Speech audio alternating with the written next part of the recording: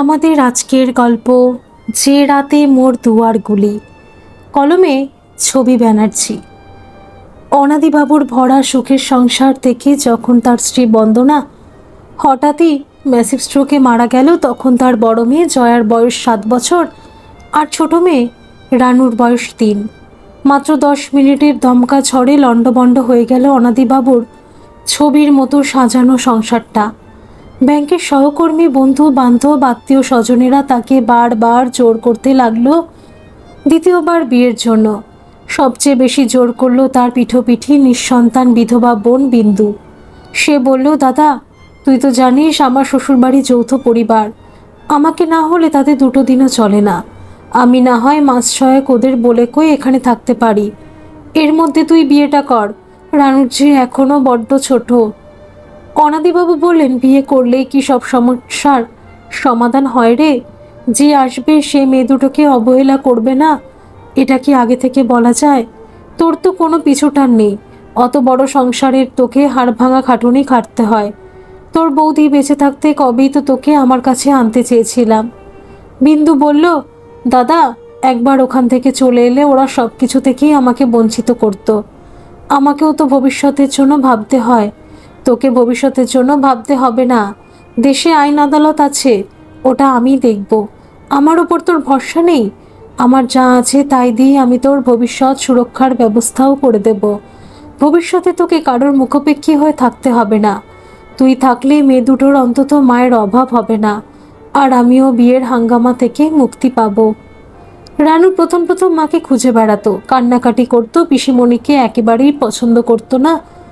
বিন্দু যত বলতো, এই তো সোনা আমি তো আছি, রানু ঘাড় বেঁকিয়ে বলতো, তুমি বিচ্ছিরি পচা, তুমি মায়ের মতো সিঁদুর পড়ো না, কপালে লাল টিপ পড়ো না, আমি তোমার কাছে ঘুমাবো না, খাবো না, তুমি আমার মাকে এনে দাও। তুমি একদম আমাদের সঙ্গে ঘুমাবে না, আমি আমার দিভাইয়ের কাছেই ঘুমাবো, দিভাইয়ের কাছেই খাবো। পিসিমণি বলল, ঠিক আছে সোনা, তাহলে তুই বাবার সঙ্গে বাবার খাটে থাকবি। রানু বলল, বাবার পাশে তো এখন মা নেই, মা যখন ফিরে আসবে তখন আমরা 3 জনে মিলেই একসঙ্গে থাকবো। জয়া মায়ের মৃত্যুর পর কয়েকদিনের মধ্যেই যেন অনেকটা সাবালিকা হয়ে গেল। মাত্র 7 বছর বয়সে 4 বছরের ছোট বোনের কাছে মা, বন্ধু, দিদির ভূমিকা নিয়ে বলতো, রানু সোনা বোন আমার, বাবা তো বলেছে মা অনেক দূরে বেড়াতে গেছে, সময় হলে ঠিক ফিরে আসবে। আর পিসিমণিকে অমন করে বলতে নেই, মা ফিরে আসা না পর্যন্ত পিসিমণি তো এখানেই থাকবে, আমাদের ভালোবাসবে, আদর করবে, যত্ন করবে। বাবা আরও বলেছে, তুই যেমন আমার বোন ঠিক তেমনি পিসিমণিও তো বাবার বোন, পিসিমণিকে এমন করে বললে বাবা কষ্ট পাবে না। রানু কি বুঝলো কে জানে, সে বলল, আমি আর পিসিমণিকে পচা বিচ্ছিরি বলবো না। কিন্তু রাহুলদা কেন এখনো আসছে না? সেও কি অনেক দূরে বেড়াতে গেছে? জয়া বলল, রাহুলদা তো স্কুলে গেছে, বিকেলবেলায় আসবে, আমাকেও তো কাল থেকে স্কুলে যেতে হবে, বিকেলবেলায় আমরা 3 জন খেলা করব। রানু বলল, ঠিক আছে, কিন্তু আমি তোর কাছেই ঘুমাবো। তুই আমাকে মায়ের মতো গল্প বলে ঘুম পাড়েননি গান গেয়ে ঘুম পাড়িয়ে দিবি তো দি ভাই। জয়া বলল, আমি তোকে আমার স্কুলের গল্প বলবো আর মাথায় হাত বুলিয়ে ঘুম পাড়িয়ে দেবো, কেমন? সংসার ছন্দেই চলতে লাগলো। রানুর সঙ্গে পিসিমণির বেশ ভাব হয়ে গেল। রানু এখন পিসিমণির হাতে খেতে, স্নান করতে একটু আপত্তি করে না। শুধু রাতে দিভাইকে না হলে তার চলে না। জয়া আর রানু বিন্দুর আদর যত্নে আস্তে আস্তেও বড় হতে লাগলো। শুধু রানু দিন দিন তার দিভাইকে মায়ের মতো আঁকড়ে থাকতো। অনাদিবাবুর জীবনে বন্দনার অভাব ও শূন্যতা ধীরে ধীরে সময়ের সঙ্গে সঙ্গে ফিকে হতে লাগলো। শুধু কোনো বৃষ্টির রাতে বা চৈত্রের নির্দাগ দুপুরে কিংবা বন্দনার সাজানো ঠাকুরের সিংহাসনটা দেখলে বন্দনার জন্য বুকটা হু হু করে উঠত। সবাই থেকেও শুধু বন্দনার অভাবে কেমন বুকের ভিতর একটা শূন্যতা অনুভব করত। অনাদিবাবুর বাল্যবন্ধু ভাস্কর মিত্র একই আবাসনে 2টো আলাদা ব্লকে প্রায় একই সঙ্গে 2টো ফ্ল্যাট বুক করেছিল। ভাস্করের ফ্ল্যাটটা 8 তলায়, অনাদিবাবুর ফ্ল্যাট 4 তলায়। 2টো পরিবারে খুব ভালো বন্ধুত্ব, যাওয়া আসাও ছিল। ভাস্করের স্ত্রী তন্দ্রার সঙ্গে বন্দনার খুব সুন্দর বন্ধুত্বের সম্পর্কও ছিল। বন্দনার আকস্মিক মৃত্যুর সময় ওরা বুক দিয়ে আগলে তাদের পাশে এসে দাঁড়িয়েছিল। বন্দনা যখন মারা যায় তখন ওদের একমাত্র ছেলে রাহুলের বয়স মাত্র 10 বছর। এই আবাসনের নিচেই বাচ্চাদের খেলার জন্য সুন্দর একটা পার্ক ছিল। বিকেলে জয়া, রানু, রাহুলের সঙ্গে আরও বাচ্চারা আসতো, সঙ্গে তাদের মায়েরাও আসতো। তারা ছড়িয়ে ছিটিয়ে গল্প করতো, মাঝে মাঝে আপন আপন বাচ্চার দিকেও নজর রাখতো। এখন জয়া আর রানু তাদের পিসিমণির সঙ্গে পার্কে আসে। একদিন পার্কে একটা ছেলে রানুকে বলল, এই রানু, তোর মা তো মরে গেছে, তোর মার জন্য মন খারাপ করে না? রানু বলল, মরে যাওয়া কাকে বলে রে? ছেলেটা বলল, মানে তোর মা আর বেঁচে নেই, সে আর কোনো দিন ফিরে আসবে না। রানু কাঁদতে কাঁদতে এসে রাহুলকে জড়িয়ে ধরে বলল, রাহুল দা, ওই ছেলেটা কেন বলল আমার মা মরে গেছে, কোনো দিন আর ফিরে আসবে না? রাহুল বলল, তুই কি বোকা রে? ও বলল আর তুই বিশ্বাস করলি? আন্টি তো স্টার হয়ে গেছে, স্টারকে তো প্রতিদিন সন্ধ্যাবেলায় আকাশে দেখা যায়। আমার মা বলে, আমাদের খুব প্রিয়জন যারা চলে যায় তারা কখনো কেউ মরে না, তারা সবাই স্টার হয়ে আকাশে থাকে। তুই বড় হলে স্টার হয়ে যাওয়ার মানেটা ঠিক বুঝতে পারবি। এইভাবে দেখতে দেখতে জয়া আর রাহুল শৈশব কৈশোর পার করে বড় হয়ে উঠল। রানু তখন ফুটফুটে এক কিশোরী। জয়া আর রাহুলের প্রগাঢ় বন্ধুত্ব আস্তে আস্তে নিরুচ্চারিত ভালোবাসায় পরিণত হলো। রানু বড় হয়ে স্টার হয়ে যাওয়ার মানেটাও বুঝেছে। তার 4 বছরের বড় দিভাই এখন তার কাছে বন্ধু, দিদি আর অনেকটা মায়ের মতোই। তার যা কিছু আবদার বায়না বাবার কাছে করে না, সবটাই দিভাই সামলায়। জয়া অনেক সময় বোনের অন্যায় আবদারও হাসি মুখে মেনে নেয়। অনাদিবাবু জয়াকে প্রায় বলেন, মা জয়া, বোনকে ভালোবাসার সঙ্গে সঙ্গে একটু শাসনও করিস, ও দিন দিন কেমন জেদি হয়ে যাচ্ছে। জয়া বলল, বাবা, ও এখনো অনেক ছোট, একটু বড় হলেই সব ঠিক হয়ে যাবে। ও আমাকে কিছু চাইলে আমি না বলতে পারি না, আর সেই টাকা তো তুমিই দাও। সব বুঝলাম, কিন্তু তো ওরও তো একটা ফোন ছিল, তা সত্ত্বেও আবারও একটা বড় স্মার্টফোনের কি খুব দরকার ছিল? এগুলো তো অপচয়। বাবা, ফোনটা অনেক পুরনো মডেলের বলে ওর পাল্টাবে বলে আবদার করেছিল, আমি ওকে অনেক বুঝিয়েছিলাম, কিন্তু রানু রাগ করে কেঁদে কেটে বলেছিল, ঠিক আছে, আর কখনো তোর কাছে কিছু চাইবো না। বাবাও কত ছোট বয়সে মাকে হারিয়েছে, মায়ের ভালোবাসা কিছুই পায়নি, সেই জন্যেও আমার কাছে মায়ের মতোই আবদার করে। অনাদিবাবু বললেন, তুই বুঝি অনেক বড় বয়সে মাকে হারিয়েছিস? তুই কবে থেকে এত বড় হয়ে গেলি মা? বোনকে এত প্রশ্রয় দিস না মা, এতে ওর ভবিষ্যতে মন্দ ছাড়া ভালো কিছু হবে না। জয়া আর রানু দুজনেই রাহুলকে তুই করেই ডাকতো। শুধু রানু রাহুলকে রাহুলদা বলেই ডাকতো। জয়া একটু উঁচু ক্লাসে উঠতে ওদের গল্প আড্ডার মধ্যে রানুকে নিতে চাইতো না। রানু প্রায় দিন পিসিমণি আর বাবার কাছে ঠোঁট ফুলিয়ে অভিযোগ করতো তার সঙ্গে দিভাই আর রাহুলদা খেলছে না বলে। আগে কখনো বাবা বা পিসিমণিকে নিয়ে তারা 4 জন লুডো খেলতো, কখনো ক্যারাম খেলতো। অনাদিবাবু মেয়ের অভিযোগ শুনে বললেন, আচ্ছা, আমি ওদের খুব বকে দেব, আয় তুই আমি মিলে বরং সাপ লুডো খেলি। রানু জেদি মেয়ের মতো বলল, না, আমি তোমার সঙ্গে খেলবো না, রাহুলদা আর দিভাইকে ডাকো। জয়া আর রাহুল ঘর থেকে বেরিয়ে এসে বলল, তুই তো হেরে গেলে পা ছড়িয়ে কাঁদতে বসবি, সেই জন্যই তো খেলি না। আগে তুই প্রমিস কর হেরে গেলে কাঁদবি না। রানু বলল, ঠিক আছে, কাঁদবো না, কিন্তু জিতলে তোরা আর বাবা আমাকে গিফট দিবি। কেটে গেল আরও কয়েকটা বছর। রাহুল ইংরেজিতে মাস্টার্স কমপ্লিট করে 2 বছরের মধ্যে কলেজে অধ্যাপনার চাকরি পেল। জয়া বাংলা MA পাশ করার পর রাহুল বলল, কংগ্রাচুলেশনস জয়া, তুই তো ফাটাফাটি রেজাল্ট করেছিস, এবার কি করবি? জয়া বলল, বিএডটা করব ভাবছি। কেন, কলেজ সার্ভিস কমিশনে বসবি না? বিএডটা করেই বসবো, স্কুলের চাকরিটা আমার টার্গেট। রাহুল বলল, আগে বিএড করবি, তারপর কলেজের চাকরির চেষ্টা করবি। এত সব করতে করতে তুই তো বুড়ি হয়ে যাবি, তাহলে বিয়েটা করবি কবে? জয়া রেগে গিয়ে বলল, বুড়ি হলে বুড়ো বরে বিয়ে করব, তাতে তোর সমস্যা কোথায়? না, আমার আবার কি সমস্যা, আসলে বাবা মা আমার বিয়ের জন্য খুব উঠে পড়ে লেগেছে।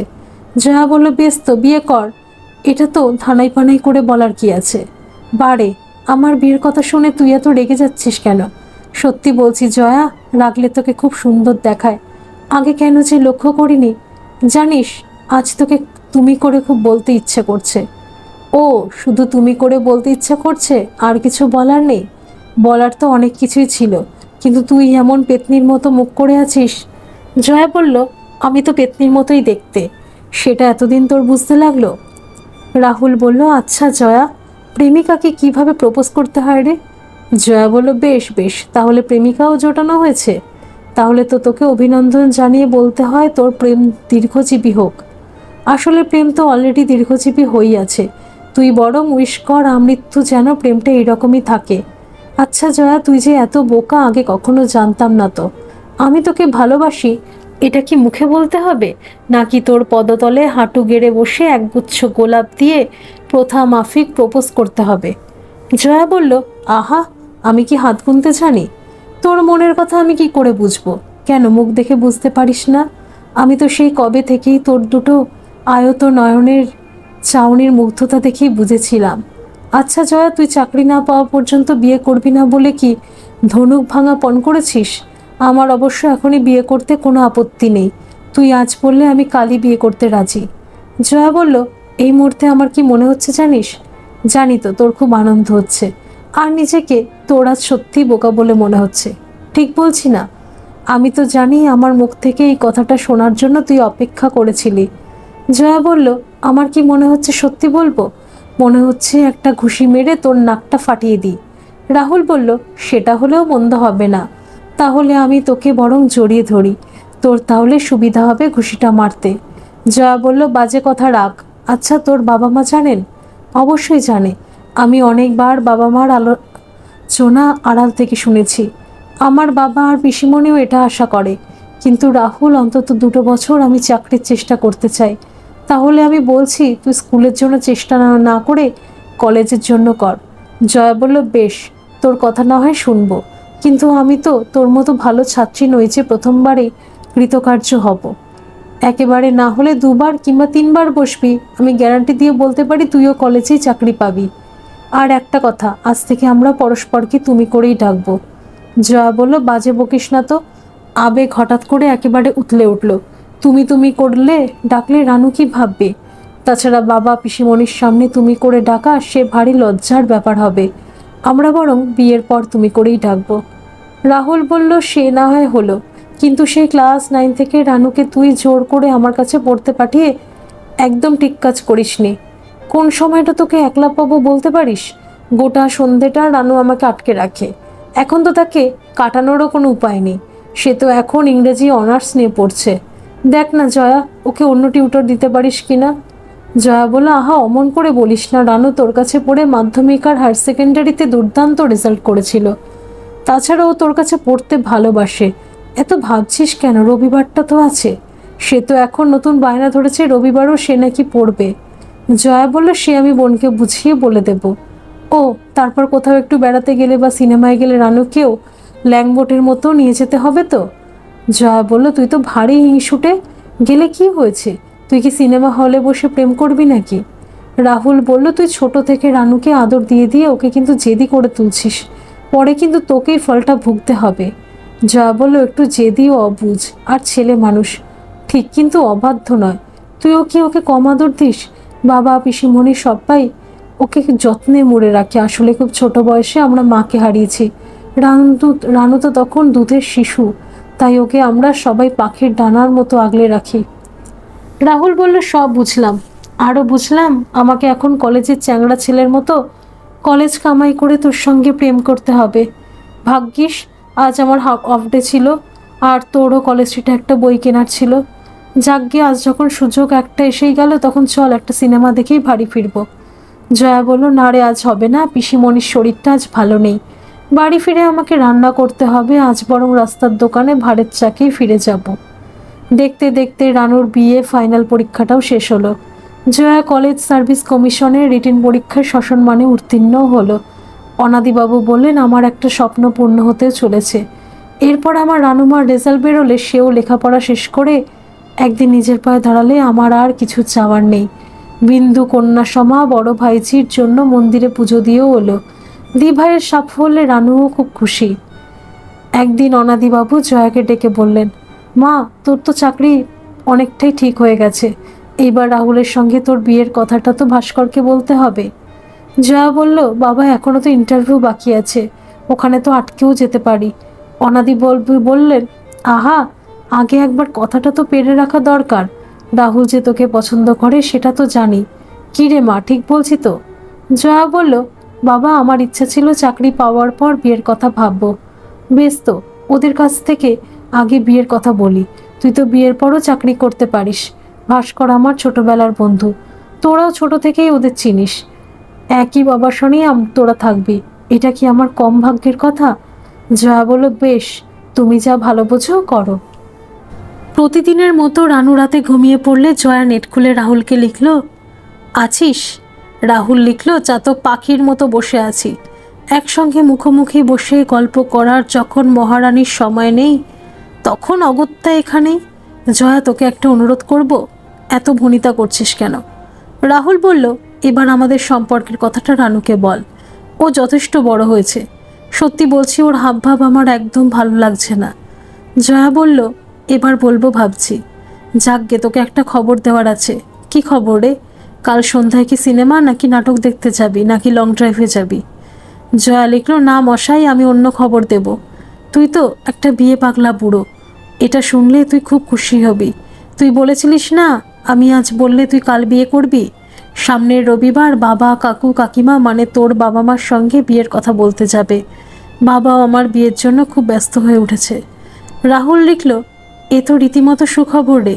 এই জয়া, একটা ফোন করব প্লিজ? খবরদার না, রানু জেগে যাবে। তাহলে কাল একবার দেখা করবি? তোর কলেজ নেই? গুলি মারো কলেজকে, আমি কাল কলেজ যাবই না। জয়া লিখল, একদম পাগলামি করবি না। রানুর এখন কলেজ নেই, ওকে রেখে আমি যাব কি করে? রানু তো এখন ঘুমিয়ে কাদা। একবার ফোন করলে কি হবে? বলছি তো ফোন করবি না, ও হঠাৎ জেগে গেলে লজ্জায় পড়ে যাব। আর ফোনে তোর নতুন করে কি বলার আছে রে? বাই বাই, এবার আমি ঘুমাবো। জয়া বালিশে মাথা দিতে গিয়ে দেখলো রানুর শরীরটা কেমন ফুলে ফুলে ওঠানামা করছে। রানুকে ধাক্কা দিয়ে তুলতেই বুঝলো ও এতক্ষণ কাঁদছিল। জয়া বলল, এই রানু, কি হয়েছে? তুই না ঘুমিয়ে এমন করে কাঁদছিস কেন? রানু জয়াকে জড়িয়ে ধরে বলল, দি ভাই, আমি মরে যাব। কি মুশকিল, তুই হঠাৎ মরতে যাবি কেন? তোর কি পরীক্ষা ভালো হয়নি? পরীক্ষা ভালো হয়েছে, তোকে অনেকদিন ধরে একটা কথা বলতে চেয়েও বলতে পারিনি। কি কথা বলবি? তার জন্য এমন করে কাঁদছিস কেন? তুই কি কোনো সম্পর্কে জড়িয়েছিস? সে কি তোকে বিচ্ছে করেছে? রানু বলল, দি ভাই, আমি রাহুলদাকে খুব ভালোবাসি। ওকে না পেলে আমি বাঁচব না। জয়া স্তম্ভিত হয়ে বলল, রাহুলকে ভালোবাসিস? এসব কি বলছিস তুই? রাহুল জানে তোর ভালোবাসার কথা? কখনো রাহুলকে বলেছিস? না, কেঁদে পরিষ্কার করে সবটা বল। রানু চোখ মুছে বলল, হ্যাঁ, দুবার বলেছিলাম। একবার মাধ্যমিক পরীক্ষার পর বলেছিলাম। আচ্ছা রাহুলদা, তুই আমাকে ভালোবাসিস? রাহুলদা হেসে বলেছিল, ভালোবাসি তো তোকে। আমি সবাইকে ভালোবাসি, বাবা, মা, কাকু, পিসিমণি, এদের সবাইকে ভালোবাসি। আমি অন্য ভালোবাসার কথা বলছি। রাহুলদা বলেছিল, তুই একটা পাকা বুড়ি, এরকম পাকা পাকা কথা বলতে নেই। এখন তোর মন দিয়ে লেখাপড়া করার বয়স। অন্য ভালোবাসার মানে বোঝার তোর বয়স হয়নি। আর একবার হায়ার সেকেন্ডারি পরীক্ষার পর বলেছিলাম। রাহুলদা, এখন আমি বড় হয়ে গেছি, তখনও আমি ভালোবাসার মানে বুঝতাম, এখনও বুঝি। শুনে রাহুলদা এক ধমক দিয়ে বলেছিল, আবার পাকা পাকা কথা? এরপর আর কখনো যদি এসব শুনি তাহলে মেরে তোকে সিধে করে দেব। তারপর থেকে ভয় আর বলিনি। কিন্তু বিশ্বাস কর দিভাই, রাহুলদাকে আমি খুব ভালোবাসি। জয়া বলল, তুই এমএ পড়বি না? রানু বলল, প্লিজ দিভাই, তুই আমার হয়ে রাহুলদাকে বল। আমি জানি রাহুলদা তোর খুব ভালো বন্ধু, ও ঠিক তোর কথা শুনবে। আমি বিয়ের পর না হয় এমএ পড়ব। জয়া জোর একটা ধাক্কা খেয়ে কোনো রকমে নিজেকে সামলে বলল, বেশ, এখন ঘুমো। তুই বলবি তো? বলবো। সেই রাতটা জয়ার বিনিদ্র কাটল। এ কি শুনল সে? কবে থেকে রানু এতটা বড় হয়ে গেল? রানুকে এখনও ছোট ভেবে জয়া কি ভুল করলো? তবে কি রাহুলই ঠিক ছিল? এ কথা সে রাহুলকে কি করে বলবে? দুটো দিন জয়া শুধু ভাবতে ভাবতেই কেটে গেল। দুদিন পর বাবার কাছে গেল। অনাদিবাবু মেয়েকে দেখে বললেন, তোকে এমন বিধ্বস্ত দেখাচ্ছে কেন মা? বিয়ে হয়ে যাবে বলে মন খারাপ? জয়া বলল, বাবা, তুমি এই রবিবার রাহুলের বাবা মার কাছে যেও না, এখন কিছু জানতে চেও না, আমি পরে তোমাকে সবটা বলবো। হঠাৎ কি হলো রে? রাহুলের সঙ্গে কি ঝগড়াঝাটি করেছিস? বললাম তো বাবা, পরে তোমাকে বলবো। পরদিন জয়া রাহুলকে ফোন করে বলল, তোর কি আজ অফ ডে? রাহুল বলল, হ্যাঁ, কেন রে? আজ বিকেলে আমরা আমাদের পরিচিত রেস্টুরেন্টে যাব, তোর সঙ্গে আমার জরুরি কথা আছে। রাহুল বলল, আজ কোন দিকে সূর্য উঠল রে? তুই এ কথা বলছিস? আমি ঠিক শুনছি তো?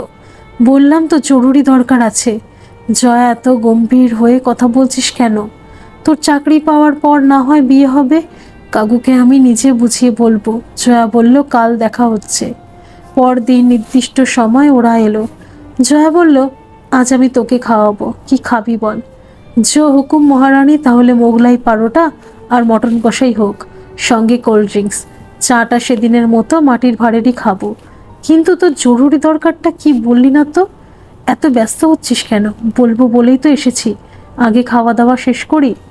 রাহুল কোল্ড ড্রিঙ্কসে চুমুক দিয়ে বলল, এবার তো বলবি, আমার খুব টেনশন হচ্ছে জয়া। জয়া বলল, আগে তোকে প্রমিস করতে হবে আমি যা বলবো সেটা তুই করবি, সাধ্যের মধ্যে হলে অবশ্যই করব। জয়া বলল, রাহুল, রানু তোকে খুব ভালোবাসে, তুই ওকেই বিয়ে কর। আমি বলছি ওকে বিয়ে করলে তুই সুখী হবি। রাহুল বলল, এসবের মানে কি জয়া? ও বুঝেছি, তাই তুই বলি দেওয়ার আগেই আমার মতো ছাগলটাকে পেট ভরে খাইয়ে দিলি? তুই কি ভেবেছিস আমি তোর হাতের পুতুল? আমি তোকে ভালোবাসি জয়া। তোর খামখেয়ালি বোনের জন্য তুই মহান সাজতে পারিস, আমি নই। আমি অনেক আগেই বলেছিলাম রানুকে একটু কন্ট্রোল রাখ, এর ফল তোকে ভুগতে হবে। ওর গায়ে পড়া ভাবকে আমি ছেলে মানুষই ভেবেছিলাম। তুই একটা স্পষ্ট কথা শুনে রাখ জয়া, আমি কিছুতেই রানুকে বিয়ে করব না। তার জন্য তুই যদি আমায় ভালোবাসা অস্বীকার করিস তবুও ওকে বিয়ে করব না। আচ্ছা জয়া, রানু কি জানে আমরা দুজন দুজনকে ভালোবাসি? না, জানে না। বেশ, আমি আজ ফোন করে সেটা জানিয়ে দেব। এর আগেও ছেলে মানুষই করেছে, পরে ভুলেও গেছে। আমার বিশ্বাস এবারও সেটাই হবে। জয়া বলল, এই উপকারটা দয়া করে তোকে করতে হবে না। ওঠার আগে আবারও বলছি, রানু ছেলে মানুষই করছে না। ব্যাপারটা একবার ভেবে দেখিস। স্বীকার করছি, রানুকে ছেলে মানুষ ভাবাটা আমার ভুল ছিল। জয়া বাড়ি ফিরে সবটা বাবাকে বলল। অনাদিবাবু বললেন, তুই ভাবিস না মা, ও পাশ করে এমএ ভর্তি হলে নতুন নতুন বন্ধু পেয়ে এসব ছেলে মানুষই ভুলে যাবে। জয়া বলল, বাবা, কাল রাতে রানু খুব কান্নাকাটি করছিল, আমি সবটা রাহুলকে বলবো বলে কোনো রকমে ওকে শান্ত করেছি। ও তো আমাকে এবার জিজ্ঞেস করবে, তুই কি রাহুলকে কথা বলেছিস? হ্যাঁ বাবা। অনাদিবাবু বললেন, খুব ভুল করেছিস মা। তোর জীবন নিয়ে রানুকে ছেলে খেলা আমি কিছুতেই করতে দেব না। শোন, তুই রানুকে বল রাহুল অন্য কাউকে ভালোবাসে। কাকে ভালোবাসে বলার দরকার নেই। আমার মনে হয় এটা বললে রানু ঠিক বুঝবে। আমি ভাস্করকে আপাতত কোনো একটা অজুহাত দিয়ে রবিবার ওদের বাড়ি যাওয়াটা ক্যান্সেল করব। ওরা সেদিন আমাদের চারজনকে ওদের বাড়িতে দুপুরে খাবার নিমন্ত্রণ করেছিল। আসলে আমি তোদের বিয়ের ব্যাপারে কথা বলতে যাব শুনে উচ্ছ্বসিত হয়ে ভাস্কর বলেছিল এই দিনটার জন্য ওরা নাকি উদ্গ্রীব হয়ে অপেক্ষায় ছিল। আমি কিছু বলছি না দেখে ওরা প্ল্যান করেছিল ওরা নিজে এসে তোদের বিয়ের ব্যাপারটা নিয়ে আলোচনা করবে। জয়া বলল, বাবা, তোমার কি মনে হয় সব ঠিক হয়ে যাবে? ঠিক হতেই হবে মা। রাহুল অন্য কারো সঙ্গে এঙ্গেজ শুনলে রানু নিশ্চয়ই জোর করে বিয়েটা করতে চাইবে না। সে জেদি হলেও বোকা নয়, তুই নিশ্চিন্তে থাক। রাতে রানু বলল, দি ভাই, তুই রাহুল দাকে বলেছিলি? জয়া বোনের মাথায় হাত বোলাতে বোলাতে বলল, বলেছিলাম রানু। কিন্তু রাহুল কি বলেছে জানিস? কি বলেছে দি ভাই? জয়া বলল, আগে বল, তুই এটা শুনে কোনো রিয়াক্ট করবি না? করব না দি ভাই। আমার রাহুলের হাবে ভাবে মনে হলো অন্য কারোর সঙ্গে হয়তো এঙ্গেজড। তাছাড়া আরও বলেছে তার এখনই বিয়ে করার কোনো পরিকল্পনা নেই। রানু বলল, কার সঙ্গে এঙ্গেজড? তুই তো রাহুল তার খুব ভালো বন্ধু, তোকে নিশ্চয়ই বলেছে। না রানু, এটা তার ব্যক্তিগত বিষয়। তাছাড়া এটা আমার অনুমান, সেটা সত্যি নাও হতে পারে। সে নিজে থেকে না বললে আমি কেন জানতে চাইব? তুই মন দিয়ে এখন এমএটা কমপ্লিট কর। এটা নিয়ে প্লিজ মন খারাপ করিস না। রানু বলল, বুঝেছি দিভাই। কি বুঝলি রানু? সবটা বুঝেছি দিভাই, ঠিক আছে, আমি এমএ পড়ব। জয়া বলল, এই তো আমার সোনা বনু।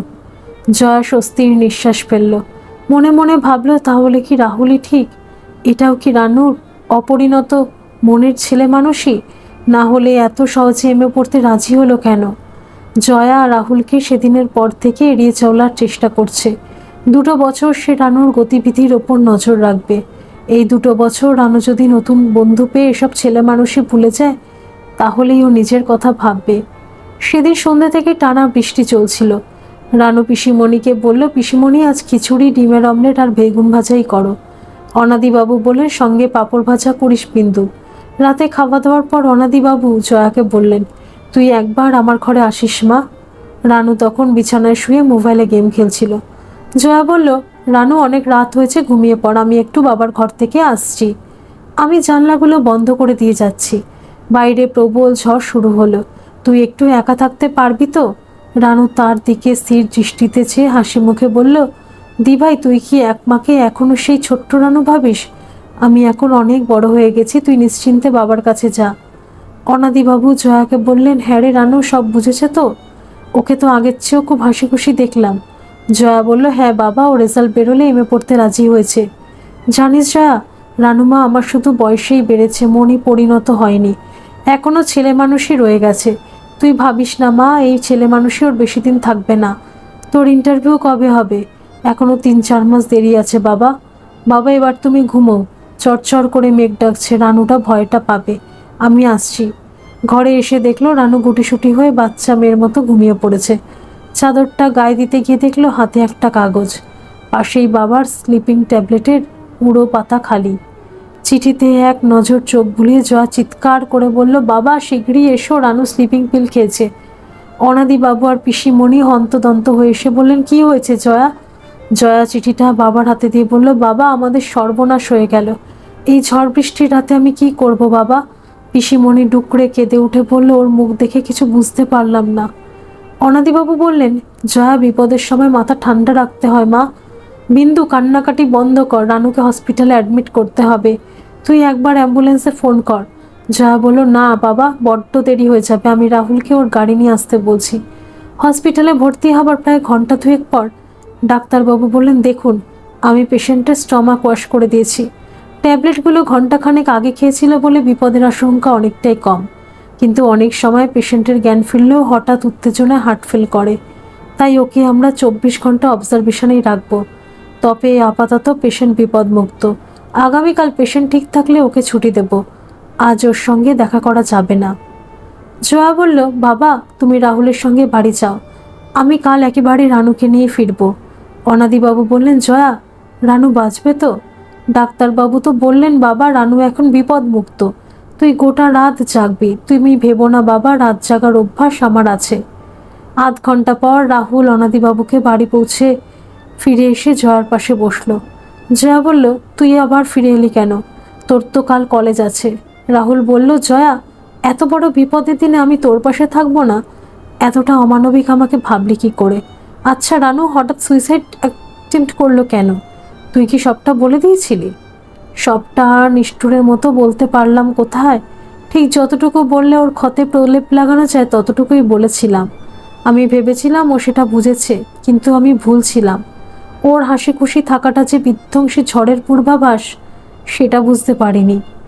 রাহুল বলল, তুই অনেক আগে কিছু লুকোচাপা না করে যদি সবটা বলতিস, তাহলে এই দুর্ঘটনাই ঘটতো না।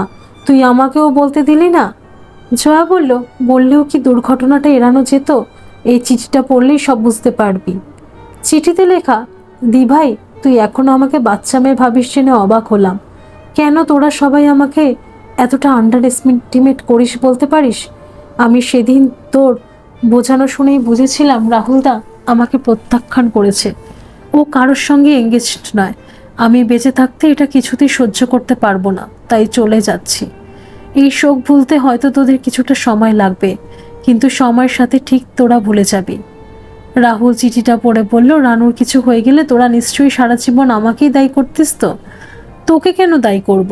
কিন্তু এটা তো ভাবতাম তুই রানুকে ইচ্ছা করলে বাঁচাতেই পারতিস। তুই একবারের জন্য কি নিজের কথা ভেবেছিস জয়া? জয়া বলল, এই পরিস্থিতিতে ভাগ্যকে মেনে নেওয়া ছাড়া আমার কি করার ছিল? ঠিক আছে, তোকে ভালোবেসে গুণগার দেওয়ার জন্য আমি না হয় বলির পাঠাই হব। তাহলে তুই সুখী হবি তো?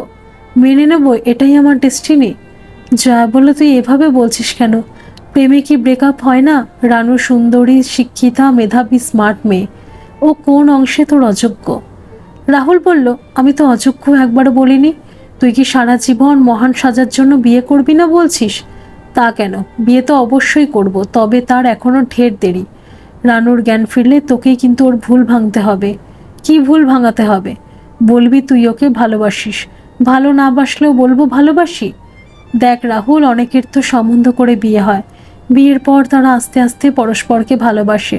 তারপরেও বলছি তোর একান্ত অনিচ্ছা থাকলে বিয়ে করিস না। আমি চাকরি পেলে অনেক দূরে পোস্টিং নেব। রানুকে আমার কাছে নিয়ে যাব। রাহুল বলল, ঠিক আছে, আমি বিয়ে করব আর রানুকে সুখী রাখতে আপ্রাণ চেষ্টা করব। পরদিন বেলা 11টায় ভিজিটিং আওয়ার্সে জয়া বলল, রাহুল, আগে তুই রানুর কাছে যা। রাহুল বলল, আমি আগে যাব? তার মানে তোর কথা মতো রানুকে মিথ্যে বলেও আমাকে বোঝাতে হবে? জয়া বলল, আমি আবারও বলছি, তোর ইচ্ছে না করলে তোর যাওয়ার দরকার নেই। তুই বিয়েটা করতে রাজি আছিস তো সেটাও পরিষ্কার করে বল। বললাম তো, শুধু তোকে ভালোবেসে এই ত্যাগটা করতে আমি রাজি। তাহলে প্লিজ তোর মতন করে তুই ওকে না বোঝালেও বিশ্বাস করবে না। রাহুল রানুর বেডে গিয়ে দেখলো রানু খুব ক্লান্ত ও বিষণ্ণ চেহারায় বসে আছে। রাহুল মনে মনে বলল, ইস, মাত্র একটা রাতে মেয়েটার ওপর দিয়ে যেন কালবৈশাখীর ঝড় বয়ে গেছে। এই মেয়েটাকে তো সে কম স্নেহ করতো না। হাত খরচের পয়সা থেকে তাকে চকলেট, রং পেন্সিল, ড্রয়িং খাতা কিনে দিত। তার সেই স্নেহ ভালোবাসাটার মেয়েটা অন্য মানে করে বসলো। সে জয়ার প্রস্তাবে রাজি না হলে রানু হয়তো আবার আত্মহত্যার রাস্তায় যাবে। রাহুল পরম মমতায় রানুর পাশে বসে তার মাথায় হাত রেখে বলল, রানু, আমি তোকে খুব বুদ্ধিমেয়েতি মেয়ে বলেই জানতাম। তুই কি করে বোকার মতো এমন কাণ্ডটা ঘটালি বলতো? তোর দিভাই তো সব সত্যি বলেছিল রে। আমি তোকে প্রত্যাখ্যান করিনি। তোকে এমএ পরীক্ষা দেওয়া পর্যন্ত অপেক্ষা করতে বলেছিলাম। এইটুকু অপেক্ষা তুই করতে পারবি না? ও কি রে, কাঁদছিস কেন? ঠিক আছে, তুই বিয়ের পর না হয় এমএতে ভর্তি হবি। এবার খুশি তো? রানু বলল, তুই সত্যি বলছিস রাহুলদা? হ্যাঁ রে পাগলি, সত্যি বলছি। তবে আমাকে কখনো তুই করে আর ডাকবি না। ঠিক 15 দিনের মাথায় রানুর সঙ্গে রাহুলের বিয়ে হয়ে গেল। চলে যাওয়ার আগে রানু জয়াকে জড়িয়ে ধরে বলল, সরি দি ভাই, তোর বিয়ের আগেই বিয়েটা আমি করলাম। রাহুলদা আমাকে প্রত্যাখ্যান করেনি, আর সে কারোর সঙ্গে এঙ্গেজডও নয়। জয়া বলল, আর কখনো এরকম পাগলামি করবি না তো? আর মনে রাখিস, রেজাল্ট বেরোলে এমএতে ভর্তি হতে হবে তোকে। রানু বলল, দি ভাই, তুই এবার বিয়ে কর। তোর পছন্দের বা ভালোবাসার কেউ তো নিশ্চয়ই আছে। জয়া একটা দীর্ঘশ্বাস ফেলে বলল, ছিল তো, কিন্তু তার সঙ্গে আমার ব্রেকআপ হয়ে গেছে রে। আমার জন্য ভাবিস না। ব্রেকআপ হলেও আমি তোর মতো ভেঙে পড়ে সুইসাইড করব না। সত্যি তোকে আমি এতদিন আন্ডার এস্টিমেট করতাম। বিয়ের ঠিক 3 মাসের মাথায় জয়ার কাছে একদিন রাহুল একা গেল। এর আগে ওরা কয়েকবার দুজনে একসঙ্গে এসেছে। রানুকে বেশ হাসি খুশিও দেখাচ্ছিল। জয়া বাবার মুখেও খুশি ও নিশ্চিন্ততার ছায়া দেখেছিল। বাবা মুখে জয়ার জন্য যতই আফসোস দেখাক, রানু সুইসাইড অ্যাটেম্প্ট করাতে বাবা মানসিকভাবেই ভেঙে পড়েছিল। বাবাও মনে মনে বোধহয় এইরকমই বিকল্প ব্যবস্থা কিছু চেয়েছিল। বাবার দিশেহারা মুখের দিকে তাকিয়ে জয়া নিজের ভালোবাসাও বিসর্জন দিতে বাধ্য হয়েছিল। শুধু পিসিমণি বলেছিল, তুমি এটা ঠিক করলে না দাদা।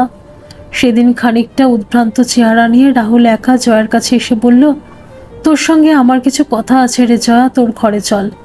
জয়া বলল, কি হয়েছে রাহুল, তুই কার সঙ্গে আমার বিয়ে দিলি জয়া? আমি রানুর কথা মতো তার পছন্দের জায়গা আন্দামানে হানিমুন করলাম। প্রতি শনিবার রবিবার ওকে সঙ্গে নিয়ে বেড়াতে যাওয়া, ইচ্ছে মতো শপিং করা থেকে শুরু করে সব কিছু করছি। এমনকি বন্ধুদের সঙ্গে আড্ডা গল্প বন্ধ করে ওকে সময় দিই। কিন্তু মাত্র 3 মাসেও সন্দেহবাতিক তো পাগলামির পর্যায়ে চলে যাচ্ছে। আমার ফোন লিস্ট চেক করছে, কোনো মহিলা কলিগ ফোন করলে অশান্তি করছে। একদিন শার্টের পকেটের জায়গায় অসাবধানতাবশত লাল কালির দাগ লেগেছিল। সেই দেখে লিপস্টিকের দাগ ভেবে জিনিসপত্র ভাঙচুর করছে। আমার সঙ্গে সঙ্গে আমার বাবা মাও অশান্তিতে ভুগছে। এখন মনে হচ্ছে বিয়েটা করে আমি ভুল করেছি। আমিও মনে হয় তোর কাছে একটা দৃষ্টান্ত হতে চেয়েছিলাম। আমার বাবা মা শুধুমাত্র কাকুর অনুরোধ এড়াতে না পেরে বিয়েতে মত দিয়েছিল। তোর বোনকে তুই খুব ভালোভাবেই চিনতিস। এই বিয়েটাও ভালোবাসা থেকে করেনি, ছোটবেলার মতো জেদ করে জোর করে কিছু পাওয়ার নেশায় করেছে। আমার বিশ্বাস সেটাও একদিন ঠিক বুঝতে পারবে। আমি শুধু সেই দিনটার অপেক্ষায় থাকব। ভাবিস না, ওর দায়িত্ব যখন ইচ্ছের বিরুদ্ধে নিয়েছি, তখন রানুর শত অত্যাচার আমি সহ্য করে বিয়েটা টিকিয়ে রাখার চেষ্টা করব। জয়া বলল, তোকে ভীষণ ভালোবাসে বলেই এমনটা করছে। আসলে তোর সঙ্গে কোনো মেয়ের যোগাযোগ থাকলে ও ইনসিকিউরিটি ফিল করছে।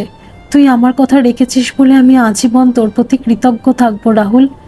এই তো আর কটা দিন পর ও রেজাল্ট বেরোবে। এমএতে ভর্তি হলে লেখাপড়ার চাপ, নতুন বন্ধুদের সাহচর্যে এসব দিকে মন দেবার সময়ই পাবে না। প্লিজ রাহুল, ওকে মানিয়ে নে। আমি বলছি সব ঠিক হয়ে যাবে। রাহুল বলল, তাহলে তুই এগুলো সাপোর্ট করছিস?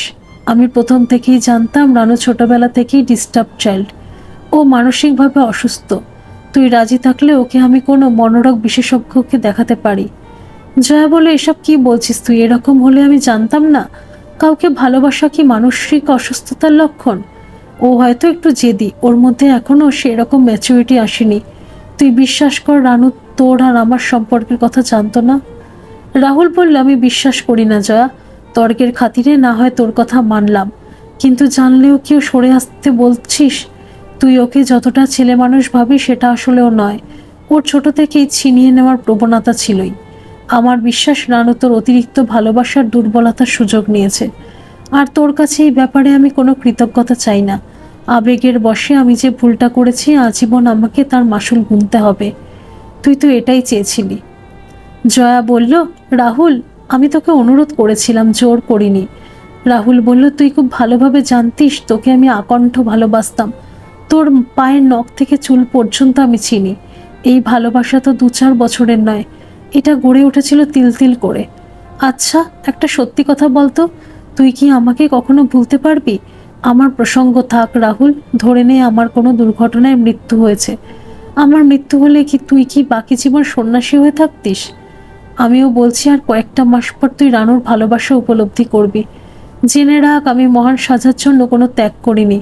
তোকে গ্রহণ করলে আমাকে রানুকে হারাতে হতো।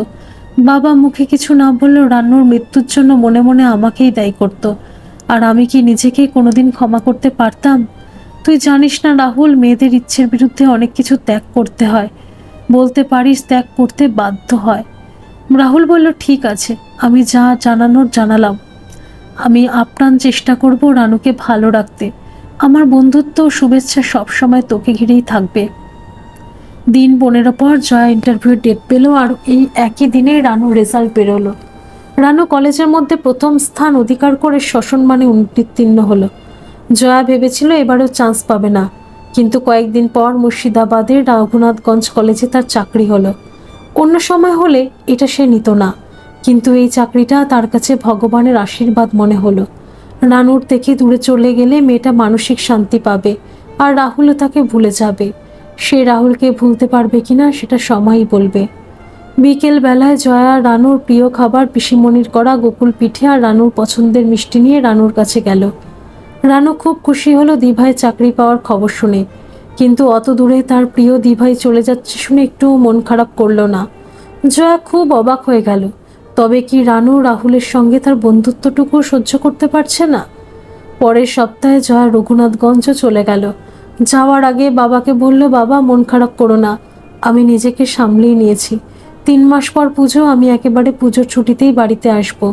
আমি রানুকে বুঝিয়ে এসেছি। জয়া ওখানে পৌঁছে বাবা পিসিমণি আর রানুকে নিয়মিত ফোন করত। রানু দিভাইকে ইউনিভার্সিটিতে ভর্তি হবার খবর জানালো। জয়া ভাবলো এবার নিশ্চয়ই সব ঠিক হয়ে যাবে, কিন্তু বিধাতা বোধহয় অলক্ষ্যে বসে হেসেছিলেন। 3টে মাস দেখতে দেখতে কেটে গেল। জয়া পুজোর ছুটিতে বাড়িতে আসবে বলে তৈরি হয়ে ট্রেনে চেপেছে। ট্রেনে বসার ঘন্টা 3 পর পিসিমণির ফোন এলো। হ্যালো জয়া, তুই কত দূরে আছিস? জয়া বলল, কেন পিসিমণি, এই তো বেরোনোর আগে বাবাকে ফোন করলাম। আমার বাড়ি পৌঁছাতে আর 2 ঘন্টা মতোই লাগবে। ঠিক আছে, সাবধানে আসিস মা। বাড়িতে ঢুকতেই পিসিমণি হাউ মাউ করে কেঁদে কেঁদে বলল, জয়া, আমাদের সর্বনাশ হয়ে গেছে মা। অনাদিবাবু বললেন, বিন্দু চুপ কর, মেয়েটাকে আগে ঢুকতে দে। জয়া ব্যাকুল হয়ে বলল, কি হয়েছে বাবা? রানু ভালো আছে তো? পিসিমণি বলল, আজ ভোর রাতে রানু 8তলার ছাদ থেকে ঝাঁপ দিয়ে আত্মহত্যা করেছে। বাবা বলল, ও একটা সুইসাইড নোট লিখে রেখেছিল। আমি ওই থ্যাতলানো মৃতদেহ দেখিনি। আমি জানি মা, রাহুল, ভাস্কর, তন্দ্রা এর জন্য কোনোভাবেই দায়ী নয়, তাই থানা পুলিশ কিছু হয়নি, সব আমার ভাগ্য। জয়া হাউ হাউ করে কাঁদতে কাঁদতে বলল, বাবা, কাকু কাকিমারা দায়ী না হলেও রাহুল অবশ্যই দায়ী। আমি এক্ষুনি ও বাড়িতে যাব। শোন, এত তাড়াহুড়া করিস না, ওরা সবাই সন্ধেবেলা এখানে আসবে। তোর আসার খবরটা আমি আগেই দিয়েছিলাম। বিকেলে এসে রাহুল বলল, সরি জয়া, রানুকে আমি ধরে রাখতে পারলাম না। রাতে শোয়ার সময় ওর মধ্যে কোনো অস্বাভাবিকতা আমি দেখিনি, বরং অন্য দিনের তুলনায় বেশ হাসিখুশি ছিল। জয়া বলল, তুই ওকে দিনের পর দিন মেন্টাল টর্চার করেছিস। রানুর মৃত্যুর জন্য তুই দায়ী। রাহুল বলল, মেন্টাল টর্চার করেছি? তুই আমাকে আদ্যপান্ত চেনেও এটা বলতে পারলি? তুই আমার বাবা মাকে একবার জিজ্ঞেস কর। জয়া ব্যঙ্গের হাসি হেসে বলল, স্বামী স্ত্রীর ঘরের মধ্যে কি হচ্ছে সেটা বাবা মার জানার কথা নয়। আমার ওপর প্রতিশোধ নিতে তুই ওকে মৃত্যুর দিকে ঠেলে দিলি। রানু আমার থেকে 4 বছরের ছোট হলে ওকে আমি মায়ের মতো তিল তিল করে বড় করেছি। ওর ভালো থাকার জন্য আমার সব সুখ বিসর্জন দিতে একটুও দ্বিধা করিনি। তুই নিজে আমাকে বলেছিলি রানুর অত্যাচার তোর সহ্যের সীমা ছাড়িয়ে যাচ্ছে। সেটা তো মিথ্যে ছিল না। সঙ্গে এটাও বলেছি রানুর দায়িত্ব যখন নিয়েছি তখন ওকে ভালো রাখার আপ্রাণ চেষ্টা করব। রাহুল, তোকে আমি কোনো দিন ক্ষমা করতে পারবো না। বাবার মুখের দিকে আমি চাইতে পারছি না। আজ থেকে তোর সঙ্গে আমার বন্ধুত্বের সম্পর্ক শেষ। আর কখনো তুই আমার সঙ্গে দেখা করা তো দূরের কথা, ফোনেও যোগাযোগ রাখবি না। রাহুল বলল, আমি আগেও বলেছি, এখনও বলছি, রানু নিজেই মানসিকভাবে অসুস্থ ছিল। তোর কথা না শুনে আমি একজন সাইকিয়াট্রিস্টের সঙ্গেও যোগাযোগ করে ওকে নিয়ে যেতে চেয়েছিলাম। কথাটা অন্যভাবে রানুর কাছে বলতেই সে রণরঙ্গিনী মূর্তি ধারণ করেছিল। বুঝিয়ে সুঝিয়ে তাকে কাকুর কাছে, এমনকি তোর কাছেও কিছুদিন থাকতে বলেছিলাম। সে তো রাজি হয়নি, উপরন্তু বাড়াবাড়ি রকমের অশান্তি করেছিল। তুই বৃথাই আমাকে দোষারোপ করছিস। তার আত্মহত্যা করার প্রবণতা প্রথম থেকেই ছিল, তবে মাসখানেক ধরে তার চরিত্রের আমূল পরিবর্তন ঘটেছিল। সেই সময় সে একদম অশান্তি ঝগড়াঝাটি করতো না। মাকে এটা ওটা খাওয়ার বায়না করত, আমার কাছে বসে ঠিক বিয়ের আগের মতো নতুন পোশাক কিনে দেওয়ার, তার শখের এটা ওটা জিনিস কিনে দেওয়া, সিনেমা দেখার আবদার করত।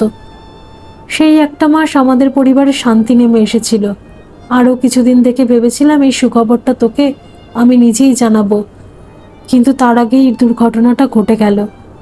জয়া, তুই আমার সঙ্গে যোগাযোগ না রাখতে চাইলে রাখবি না। রানুর মৃত্যুটা আমিও মেনে নিতে পারছি না। আমারও কষ্টে বুকটা ফেটে যাচ্ছে। রানুর মৃত্যুর জন্য আমাকে দায়ী করে তুই নিজেকে সান্ত্বনা দিতেই পারিস, কিন্তু আমি নিজেই জানি রানুর মৃত্যুর জন্য আমি কোনোভাবেই দায়ী নই। দেখতে দেখতে জয়ার ছুটি ফুরিয়ে গেল। জয়া বলল, বাবা, চাকরিটা আমি ছেড়েই দিই।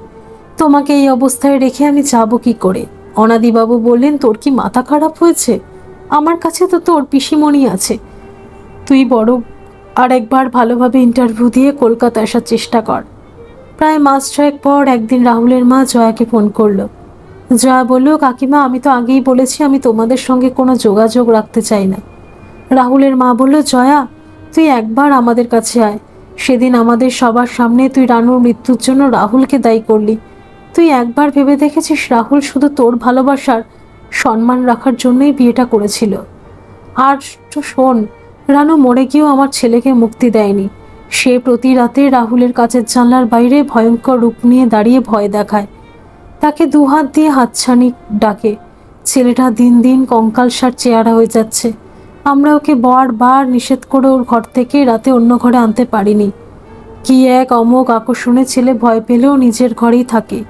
কেন তুই জেনে শুনে রাহুলের এত বড় ক্ষতিটা করলি? আমরা 3 জন এখন মরে বেঁচে আছি। রাহুল এই অবস্থায় চাকরিটা কতদিন রাখতে পারবে জানি না। জয়া বলল, কাকিমা, আমি কোনোদিনই তোমাদের ওখানে যাব না। আর একটা কথা, ভূত বা অশরীরী বলে কিছু হয় না। আসলে রাহুল অবচেতন মনের পাপবোধ থেকেই আমার বোনের ভয়ঙ্কর রূপ দেখে। না হলে আমি কেন দেখতে পাই না? আইন রাহুলকে প্রমাণের অভাবে শাস্তি না দিলেও ঈশ্বর আর বিবেক ওকে তিল তিল করে শাস্তি দিচ্ছে। নিজের ছেলে বলে তোমরা হয়তো কষ্ট পাচ্ছ, কিন্তু এই শাস্তিটা ওর প্রাপ্য। রাহুলের মা বলল, তুই যে এতটা নিষ্ঠুর আমি জানতাম রে। সে রানুকে মাথায় করে রেখেছিল। অনেক সময় রাহুলকে সে আছড়ে কামড়ে ক্ষতবিক্ষত করে দিলেও মুখ বুজে সবটা সহ্য করত। আর আইনের কথা বলছিস?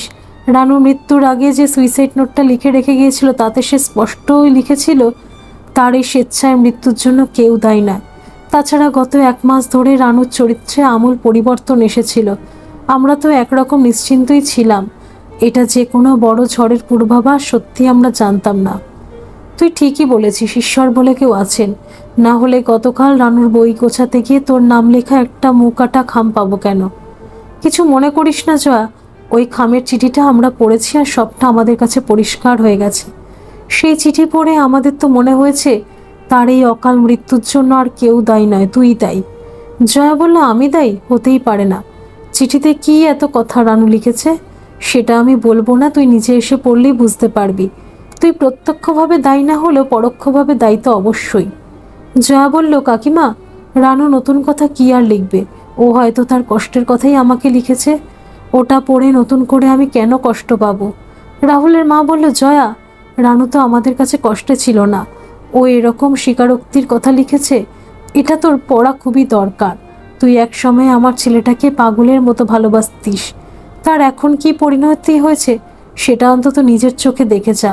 তুই তোর বোনের মৃত্যুর জন্য আমার ছেলেকে দায়ী করেছিস। এবার আমি বলছি, আমার ছেলের কিছু হয়ে গেলে তুই দায়ী থাকবি, বাকি জীবন তুই অনুশোচনায় দগ্ধ হয়ে মরবি। জয়া বলল, আমি দায়ী? তুই দায়ী নোস?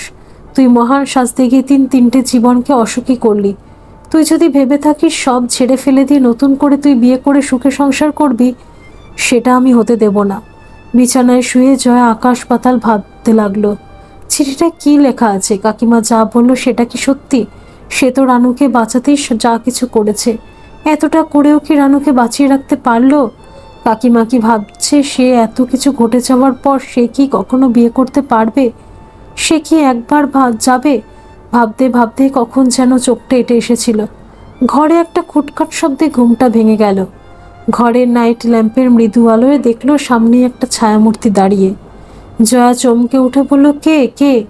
মূর্তিটা ফিস ফিস করে খুব স্পষ্ট গলায় বলল, দি ভাই, আমি রানু। জয়া বলল, রানু, তুই তুই কি বেঁচে আছিস? মৃতদেহটা শুনেছিলাম থেতলে গিয়েছিল, তাহলে সেটা কি অন্য কেউ ছিল? রানু বলল, দি ভাই, ওটা আমারই মৃতদেহ ছিল। তুই কালই রাহুলদের ফ্ল্যাটে একবার যা, রাহুল নির্দোষ। আমি অনেকবার এটা বলতে ওকে চেষ্টা করেছি, কিন্তু ও আমার ছায়ামূর্তি দেখে খুব ভয় পায়। আমি চললাম দি ভাই। পরদিন বাড়ি পৌঁছে জয়া রাহুলদের বাড়ি গেল। রাহুলকে কঙ্কালসাল চেহারায় বিছানার সঙ্গে মিশে যাওয়া দেখে চমকে গেল। এতটা শরীর খারাপ হয়েছে? রাস্তাঘাটে দেখলে তো চেনাই যেত না। ইস, ওকে কি ডাক্তার দেখানো হয়নি? জয়া রাহুলের মাকে বলল। রাহুলকে কোন ডাক্তার দেখিয়েছো কাকিমা?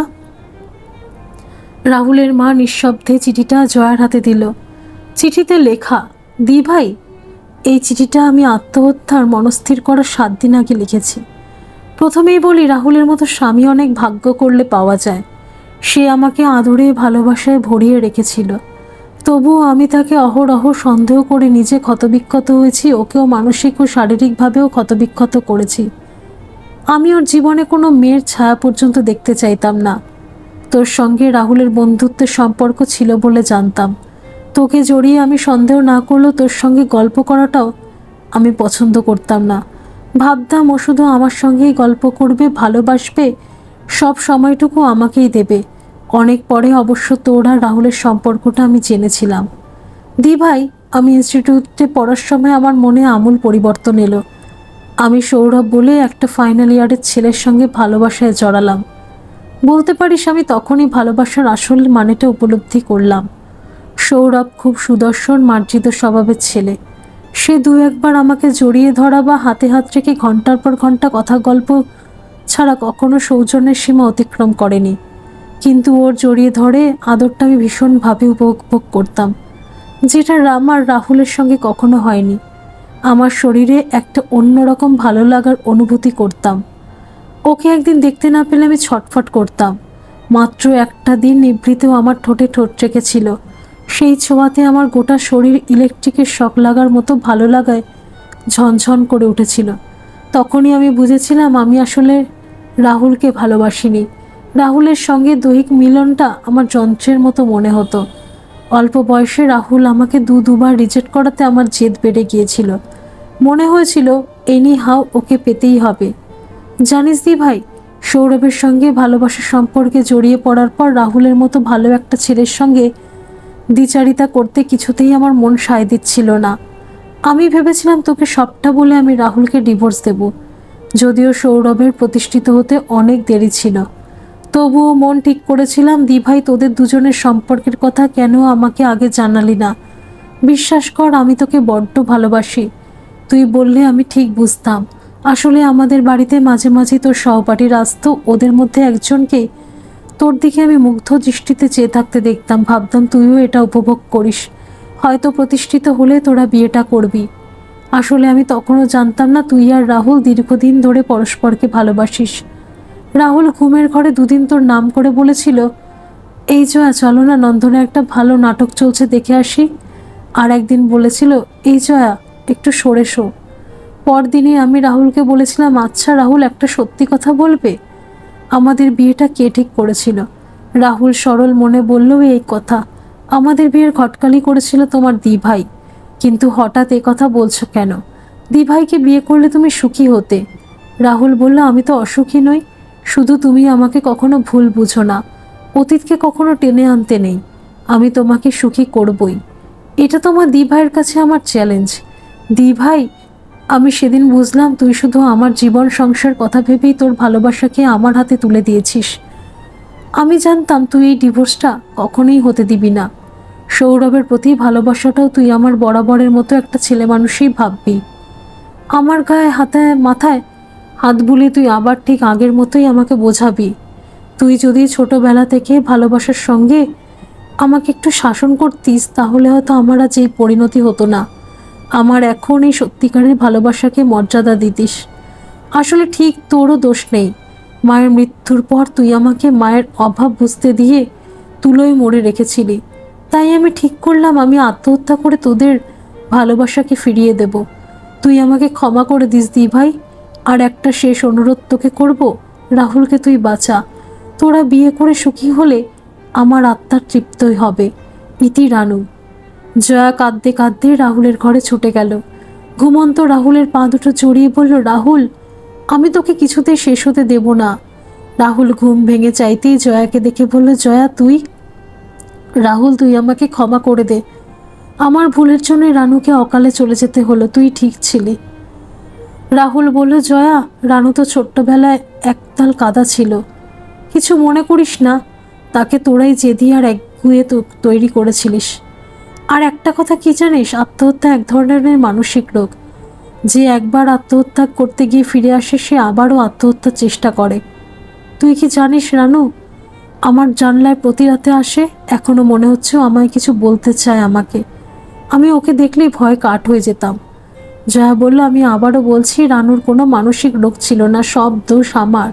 আমি অজান্তেই ওর অন্যায় আবদারকে প্রশ্রয় দিয়ে ওকে আমি জেদি করেছিলাম। আমি ওকে গত রাতে নিজে দেখেছি, আমাকে ওর লেখা চিঠিটা পড়াতে চেয়েছিল।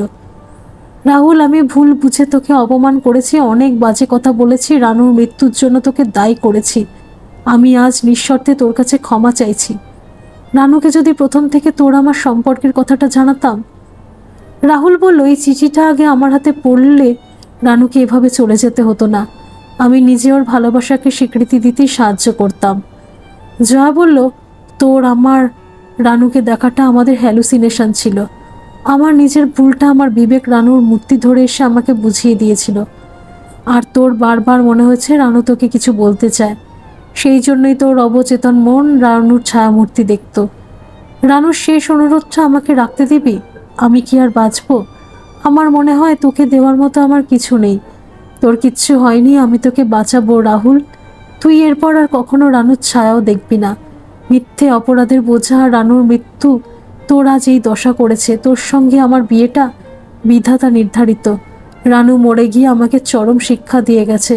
হয়তো বাকি জীবনটা একটা অপরাধ বোধ আমাকে কুড়ে কুড়ে খাবে। রাহুল বলল, তুই নিজেকে এভাবে দোষী করিস না জয়া। তোর মতো আত্মত্যাগ অনেক মেয়েই করতে পারে না। রানুকে ভালোবাসাটা তোর অপরাধ ছিল না। মা হারা বোন বলে তুই হয়তো বেশি প্রশ্রয় দিয়েছিলি। রানুর এই পরিণতির জন্য আমরা কেউ দায়ী নই। ধন্যবাদ সকল বন্ধুরা। এই গল্পটি যদি আপনাদের ভালো লেগে থাকে তাহলে অবশ্যই একটা লাইক করে দেবেন। আর এই চ্যানেলে নতুন হয়ে থাকলে চ্যানেলটিকে সাবস্ক্রাইব করে আমার পাশে থাকবেন। আর পাশে থাকা বেল আইকনটিকে প্রেস করে দেবেন, যাতে সমস্ত গল্পের নোটিফিকেশনগুলি সবার প্রথমে আপনাদের কাছে পৌঁছে যায়।